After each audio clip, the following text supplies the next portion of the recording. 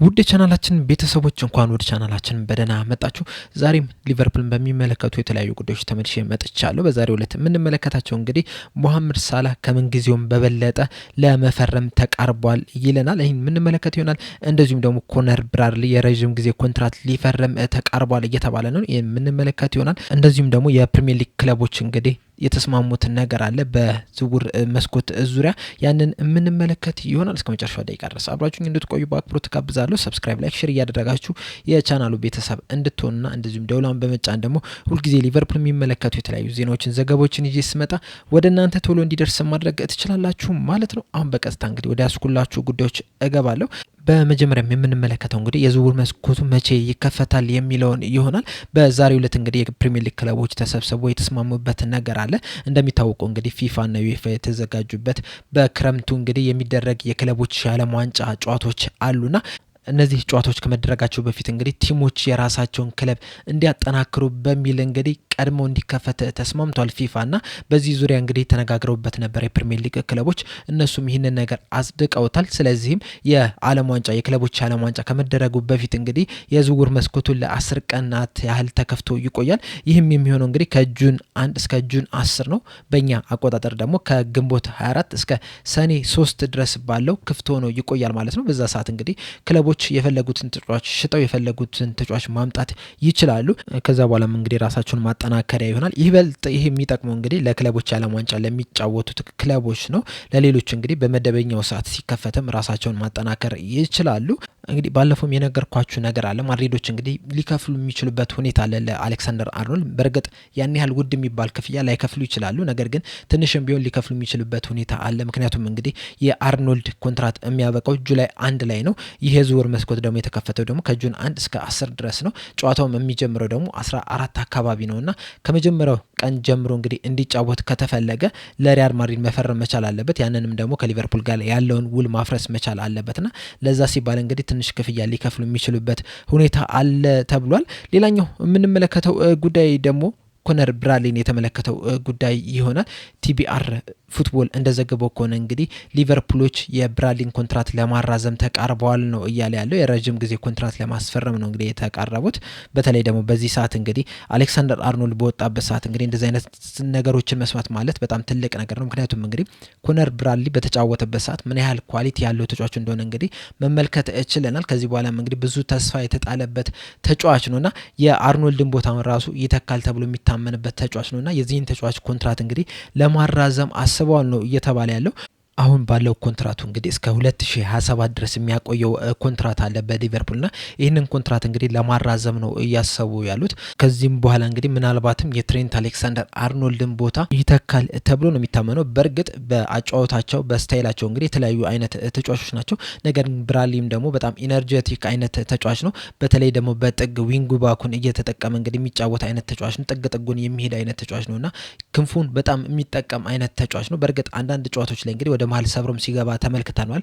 በተለይ ደግሞ ማካሊስተር ላስቆጠራት ግብ እንግዲህ አመቻችቶ ያቀበለው እሱ ነበር ከማድሪድ ጋር በተደረገው ጨዋታና የዛ ጨዋታ ላይ እንግዲህ ድንቅ የሚባል እንቅስቃሴን ማድረግ ችሏል። ምባፔ ላይ የሰራውን ሸርተቲ እንግዲህ ተመልክተናልና ኳስን ያጨናገፈበት መንገድ በጣም የሚያስገርም ነበረ እና ድንቅ ኳሊቲ ያለው ተጫዋች ነው። እንደ አርኖልድ እንግዲህ ረዣዥም ኳሶች ባይኖሩትም ነገር ግን ደግሞ በጣም በፍጥነትም ጥሩ ነው። መከላከል ላይም ደግሞ ከአርኖልድም የተሻለ ተጫዋች ነውና ምናልባትም እንግዲህ ሊቨርፑል በዚህ ክረምት በዛ ቦታ ላይ እንግዲህ ከፍተኛ ወጪ እንዳያወጡ ከሚያደርጉት ተጫዋቾች መካከል እንግዲህ አንደኛው እሱ ነው። ምክንያቱም እንግዲህ አርኖልድን ቦታ መተካት መቻል አለባቸውና ምናልባት ብራድሊ እንግዲህ ሳይጎዳ ሙሉ አመቱን የሚቆይ ከሆነ እንግዲህ በትክክለኛ መንገድ ይተኳል ተብሎ ነው የሚጠበቀው። ዘንድሮ እንግዲህ 12 ጨዋታዎችን ማድረግ ይችላል በፕሪሚየር ሊጉ እና ምንም አይነት አሲስትም ጎልም ማስቆጠር አልቻለም። ነገር ግን አብዛኞቹን ጨዋታዎች ተቀይሮ ነው ሲገባ የነበረው። እንደዚሁም ደግሞ ጉዳቶችን በጣም ሲያስቸግሩት ነበረ። አሁን ራሱ ጉዳት ላይ ነው ያለውና ምናልባትም እስከ አፕሪል መጨረሻ ድረስ እንግዲህ ወደ ሜዳ ይመለሳል ተብሎ አይጠበቅም። ምናልባት ይህ ነገር ነው እንግዲህ በሱ በኩል እንግዲህ ትንሽ ኔጌቲቭ ነገር ሆኖ የሚወሰደው። ምክንያቱም ተደጋጋሚ ጉዳቶች የሚያስቸግረው አይነት ተጫዋች ነው። አምናም እንደዚሁ ጉዳት ሲያስቸግረው ነበር። ዘንድሮም እንግዲህ እንደዚሁ ጉዳት እያስቸገረው ነው ያለውና እንደዚህ አይነት ነገር መደጋገም እንግዲህ ምናልባትም ከዚህ በኋላ ለረጅም ጊዜ ሊቨርፑልን ላያገለግል የሚችልበት ቻንስ ሊኖር ይችላል። ምናልባት ምክንያቱም ጉዳቶች ሲደጋገሙ እንግዲህ ሌላ ተጫዋች ይመጣል። ያንን ቦታ እንግዲህ ያኛው ተጫዋች ምናልባት ሙሉ ለሙሉ ሊቆጣጠሩ የሚችልበት ሁኔታ ሊኖር ይችላል። የምታስታውሱ ከሆነ እንግዲህ አሌክሳንደር አርኖልድ ወደ ሊቨርፑል ዋናው ስኳድ ሲመጣ ራሱ በጉዳት ምክንያት ነው። ምክንያቱም በዛ ቦታ ላይ በቀኝ ፉልባክ ላይ እንግዲህ ክላይን ነበረ ሲጫወት የነበረው፣ እሱ ተጎዳ። ሌላኛውም ቤንች ላይ የነበረው ተጫዋችም እንደዚሁ ተጎዳና ሁለቱም ሲጎዱ ነው እንግዲህ እንደ አማራጭ ተብሎ አሌክሳንደር አርኖልድን ወደ ሜዳ የወሰዱትና ከዛ በኋላ እንግዲህ እሱ ያንን ነገር ተጠቅሞ እስካሁን ድረስ እንግዲህ በቋሚነት እየተጫወተ ነው የሚገኘውና ምናልባት ብራድሊን እንደዚህ ጉዳት የሚያስቸግረው ከሆነ እንግዲህ ሌላኛው ተጫዋች የሱን ቦታ እንዳይወስድበት መፍራት ያስፈልጋል። ነገር ግን ደግሞ ኳሊቲ ያለው ተጫዋች መሆኑ ደግሞ የሚካድ ነገር አይደለም ማለት ነው። በመጨረሻም የምንመለከተው እንግዲህ የሞሐመድ ሳላህን ጉዳይ ይሆናል። እንግዲህ ግብፃዊው ጋዜጠኛ ማስራዊ የተባለው ጋዜጠኛ እንግዲህ እንደዘገበው ከሆነ ምናልባትም ሳላህ ለሊቨርፑል ፊርማውን ለማኖር ከምን ጊዜውም በበለጠ እንግዲህ ተቃርቧል ነው እየተባለ ያለው። ይህ ጋዜጠኛ እንግዲህ ከሞሐመድ ሳላህ ኤጀንት ጋር ራሚ አባስ ጋር እንግዲህ ቅርብ ግንኙነት አላቸው ነው የሚባለውና ያንንም ነገር እንግዲህ ቅርብም የሆነ ሰው ተናግሮታል ነው እየተባለውና ትንሽ የሚታመን አይነት ነገር ነው። ምክንያቱም እንግዲህ ከኤጀንቱ ጋር ቅርብ ከሆንክ የተለያዩ መረጃዎችን የማግኘት ቻንስ አለህና በዛ ምክንያትም ይህንን መረጃ አውጥቶታልና ምናልባትም እንግዲህ ታማኝነት ያለው ነው የሚባለው ያለው እና በጣም ቀርቧል። ከምንጊዜውም በበለጠም ከፍተኛ የሆነ ኮንትራት አቅርበውለታል ነው እያለ ያለው ይሄ ጋዜጠኛ። ምናልባት እንግዲህ የትሬንት አሌክሳንደር አርኖልድ ጉዳይ የዚህን ፊርማ እንዲያፋጥነው አድርጎት ሊሆን ይችላል። ምክንያቱም እንግዲህ ትሬንት አሌክሳንደር አርኖልድ እንግዲህ በዚህ ሰዓት 180,000 ፓውንድ ነው ሳምንታዊ ደሞዝ የሚያገኘውና እሱ ሲወጣ እንግዲህ ለቆት የሚሄደው ብዙ ባጀት ይኖራልና በዛ ባጀት ተጠቅሞ እንግዲህ ለነዚህ ተጫዋቾች እንግዲህ ሊጨምሩላቸው ይችላል ከዚህ በፊት ካቀረቡት ተብሎ ነው የሚታመኑና ይሄ ጋዜጠኛ እንደዘገበው ከሆነ እንግዲህ እስካሁን ድረስ እንግዲህ በሊቨርፑልና በሳላህ ኤጀንት በሆነው ራሚ አባስ ዙሪያ እንግዲህ ጥሩ የሆነ ግንኙነት አለ ነው እያለ ያለው። ጥሩ ውይይት እየተደረገ ነው ያለውና ከዚህ በፊት ሊቨርፑሎች አቅርቦት ከነበረ እንግዲህ የበለጠ ነገር አቅርበውለታል ነው እያለ ያሉት። ምናልባት እንግዲህ ከዚህ በፊት ሲከፈለው ከነበረው ትልቅ ላይሆን ይችላል ወይም ደግሞ ሊተልቅም ይችላል፣ የሚታወቅ ነገር የለም። ነገር ግን ይህ ድርድር ከተጀመረ ጀምሮ ካቀረቡለት ሂሳብ የበለጠ አሁን አቅርበውለታል ነው እያለ ያለውና ይህ እንግዲህ በጣም ጥሩ ዜና ነው ለሊቨርፑል። በተለይ ደግሞ ይህን ሰሞን እንግዲህ በትሬንት አሌክሳንደር አርኖልድ ዙሪያ እንግዲህ በጣም ብዙ ነገሮች ሲነሱ ነበረ። ደጋፊውንም እንግዲህ የከፋፈለ አይነት ነገር ነው የነበረው። ምክንያቱም አብዛኞቹ ደጋፊዎች እሱን ሲሰድቡት ነበረ፣ ሲያንቋሽሹት ነበረ። አንዳንዶቹ ደግሞ አንደርስታንድ እናደርጓለን ሁሉንም ነገር በሊቨርፑል አንስቷል ምናምን ነገር ሲሉ ነበርና የተለያየ አይነት አስተያየት ሲሰጡ ነበረ።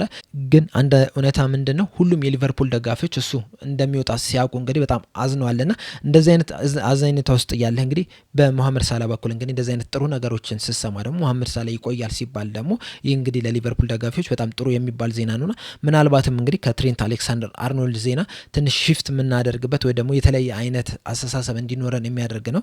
በተለይ ይህ ነገር እንግዲህ ወሳኝ ነው። ምክንያቱም እንግዲህ ሮብ ዕለት ከኤቨርተን ጋር የምናደርገው የመርሲሳይድ ጨዋታ አለና ከዛ ጨዋታ በፊት እንግዲህ የአርኖልድን ዜና ሰምተህ የነበረ አይነት ፊሊንግ ይዘህ መሄድ መቻል የለብህም። ምክንያቱም እንግዲህ ከፍተኛ ጨዋታ ነው፣ ፕሪሚየር ሊጉን ማሸነፍ መቻል አለብና ፕሪሚየር ሊጉን ማሸነፍ ከፈለግከ ደግሞ እያንዳንዷ ጨዋታ ከፍተኛው ቫልዩ አላትና ያንን ቫልዩ የምታመጣው ደግሞ በደጋፊዎችም ጭምር ስለሆነ ኔጌቲቭ የሆነ ሀሳብ እያለ ወደ ጨዋታ ስትገባና ፖዚቲቭ ሀሳብ እያለ ስትገባ አንድ አይደለም የሚሆነውና እንደዚህ አይነት ጥሩ ዜና ስትሰማ እንግዲህ የተሻለ ፓወር ይሰጣል። በተለይ ደግሞ ከዛ ጨዋታ በፊት እንግዲህ ከሁለት አንዱ ፈርመዋል ቢባል ወይ ቨርጅል ቫን ዳይክ ወይ መሐመድ ሳላ ፈረሙ ቢባል እንግዲህ ድጋፉ ለየት ያለ ድጋፍ ይኖረዋል በስቴዲየም ውስጥና እንደዚህ አይነት ጥሩ ዜናዎች መስማት እንግዲህ ለቡድኑ ጥሩ ነገር ነው። ነገር ግን እዚህ አንድ ማንሳት ያለብን ነገር ምንድን ነው፣ ከፍተኛ ደሞዝም ሊያቀርቡለት ነው እያለ ያለውና የተሻለ ኮንትራት ነው እያቀረቡለት ያለው ብሏል ይሄ ጋዜጠኛ። እና ምናልባት እንግዲህ በፊት ሲከፈለው ከነበረው የበለጠ ክፍያ ሊሆን ይችላል አሁን እየቀረበለት ያለና እንደዚህ ሲሆን ደግሞ ከዚህ በኋላ ሊቨርፑል ለሚጠቀመው ስትራክቸር ደግሞ ምን ያህል ኢፌክት አለው የሚለው ነገር ራሱ በጣም ትልቅ ጥያቄ ነው የሚሆነው። ለምሳሌ አሁን ማንቸስተር ሲቲዎች እንግዲህ ለሃላንድ እስከ 600,000 ፓውንድ የሚደርስ አይነት ገንዘብ ነው እንግዲህ እየከፈሉት ያሉት በአዲሱ ኮንትራት መሰረት እና ከዚህ በኋላ እንግዲህ የሚመጡ ተጫዋቾች አሁን ለምሳሌ የፊል ፎደን ከዚህ በኋላ እንግዲህ ምርጥ ብቃቱን ለ2 ዓመት ቢያሳይ እንግዲህ ኮንትራት ሲያራዝም ከሱ እኩል ይሁንልኝ ማለቱ አይቀርም። ይሄ ምንጊዜም ያለ ነገር ነው፣ በኳስ ላይ ያለ ነገር ነውና መሐመድ ሳላህ የዚህን ያህል መከፈሉ እንግዲህ ከዚህ በኋላ የሚመጡ ተጫዋቾች ጥሩ ብቃታቸውን ባሳዩ ቁጥር እንግዲህ የሚጠይቁት ገንዘብ እንግዲህ ከመሐመድ ሳላህ አንጻር እየተመለከቱ ነውና ለኛም እንደዚህ ይከፈለን፣ እኛም እኮ ከሱ እኩል ለቡድኑ አስተዋጽኦ እያደረግን ነው ሊሉ ይችላል። ወይም ደግሞ ከሱ ጋር የሚቀርብ ነገር ይከፈለን፣ ልክ እንደሱ እንኳን ባይሆን አሁን ለምሳሌ 400,000 ሱ ቢከፈለው ቢያንስ እኛ 350,000 325,000 ከ300 በላይ ይከፈላል ሊሉ ይችላሉና ይህ ነገር እንግዲህ ለቀጣይ አመታት የሊቨርፑልን ስኳድ ምን ያህል ይረብሻል የሚለውን ነገር ከጊዜ በኋላ የምናየው ነገር ነው። ነገር ግን የሆነ ያህል ተጽዕኖ ግን መፍጠሩ አይቀርም። የሆነ ሆኖ ግን ለሊቨርፑል ደጋፊዎች ለስኳዱም ግን ይህ ጥሩ ዜና ነው ብዬ ነው የማስበው። በአጠቃላይ በዚህ ዙሪያ ያላችሁን አስተያየት እንግዲህ ኮሜንት ሴክሽን ላይ በመጻፍ አሳውቁኝ።